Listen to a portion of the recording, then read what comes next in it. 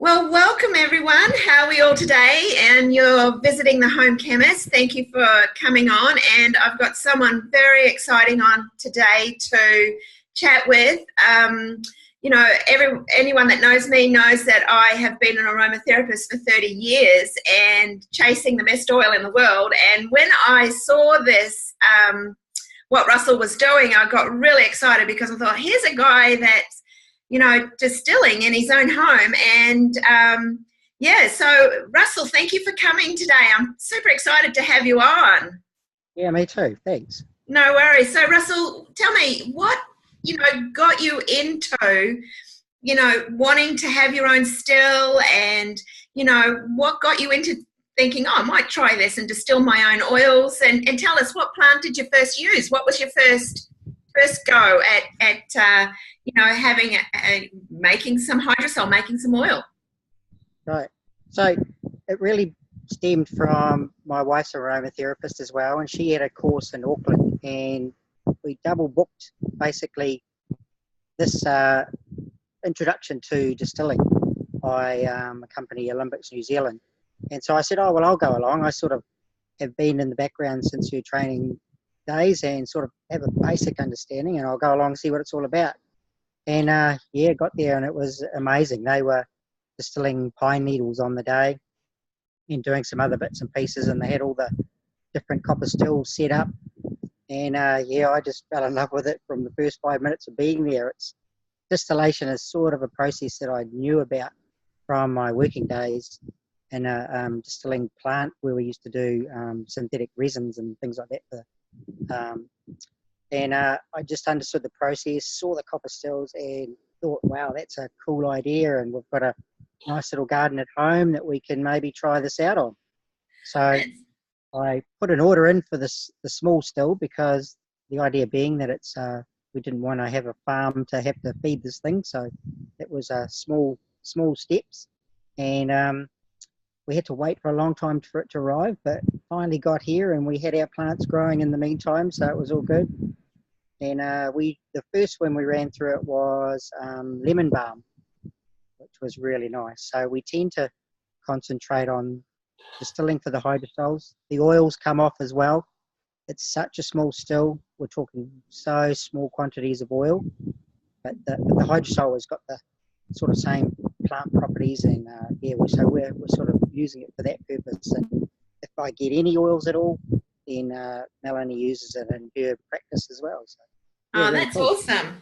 That's great. And let us know, Russell, as well, obviously you're using local plants. As aromatherapists, we're always told, you've got to get your plant from here or your plant from there, and the best ones are grown. And I just think it's become more a little bit of a political thing than anything, because we've got beautiful plants growing all over the world. You can now source lavenders in Tasmania, and you can source them in Wanaka. There's some beautiful growers down there in New Zealand. And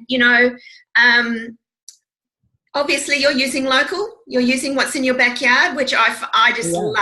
That's what we're all about, is we start taking responsibility and taking that sovereignty back for ourselves, that we use our own plants and in our own gardens to help our families. Yeah, we've certainly tried to do it ourselves and plant the plants that we want to grow and want to use. We've tried to keep it as organic as possible. So we use, instead of spraying, because I dug up the back lawn, so instead of spraying grass or anything like that, we just put newspaper down and mulch over the top and waited months and months for it to rot down, and then turned it over and then started planting ourselves. So yeah, the oils that Melanie chases, and you're right, we're going to places in the South Island now for lavender, and we get a lot of our essential oils from Aromaflex and Nelson, from Shelley. Yeah, I know Shelley really well. Yeah. So, but really it's all about us growing our own products in our own backyard to a level that, you can just swap around and things will come and go, and they're seasonal. So peppermint's gone for the season. We've done a lot of peppermint over the summer months, but yeah, it's just enough to do small batches. We get about a litre of hydrosol each time, 750 mils to a litre, and maybe up to a mil of oil depending on what the product is. So like a high oil producer like Rosemary will give us a nice little sample of oil, which is really cool. Yeah, awesome. And just finally, what tips would you have for anybody that would want to start doing what you guys are doing? You know, like, is it more a labour of love, or is it something that you feel anyone could do? Anybody can do it. Really, it's buying the right equipment. We bought the still from Olympics. We imported it from Portugal. There's a lot of stainless steel stills out there. We went for the copper one. There's some properties of copper that we like, where and it looks great.